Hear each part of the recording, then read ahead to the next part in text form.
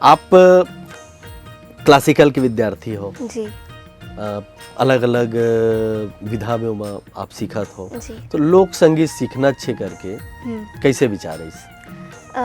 मैं क्लासिकल सीखत रही हूँ। ओ समय मोर नानी हाँ लोक संगीत सीखत रही से, तो ओकर जब वो गाना गाए घर में ओकर प्रैक्टिस करत रही से ना, तो मैं सुनो मोला ओ में थोड़ा इंटरेस्ट जागी से, तब फिर मैं बोले मोला भी करना है लोक संगीत, और ओकर बाद में है लोक संगीत के क्षेत्र में आप आगे। हमारे चैनल में मोर नानी है मोर नानी है मोर नानी है, तो हमार मन के जिज्ञासा बढ़ गई है, अपन नानी के नाम गलो ले दो भाई। जी, मोर नानी के नाम है श्रीमती शीला वर्मा जी।